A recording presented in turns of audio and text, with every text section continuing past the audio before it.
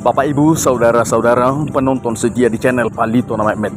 Kali ini kita akan ikuti pesta pernikahan di perkampungan yang berada di tengah areal persawahan luas.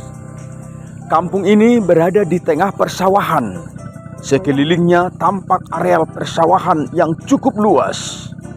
Biasanya pesta-pesta pernikahan saat ini selalu diadakan di gedung. Tetapi kali ini keluarga memilih tempat pesta diadakan di kampung. Kita menuju ke perkampungan yang berada di tengah areal persawahan. Kampung ini tepatnya di Sosorpea, Lumban Ratus, Tarutung, Tapanuli Utara, Indonesia.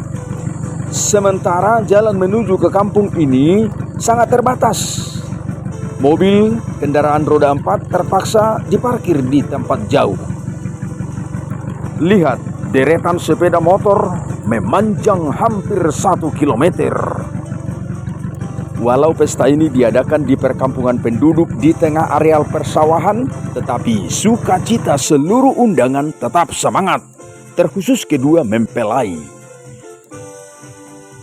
Mari ucapkan selamat kepada kedua mempelai, Gunawan Lumban Tobing dengan Elfrida Borusitorus, yang menerima pemberkatan pernikahan pada hari Selasa 6 Februari 2024 di Gereja HKBP Onan Gadu-Gadu, Tarutung, Tapanuli Utara.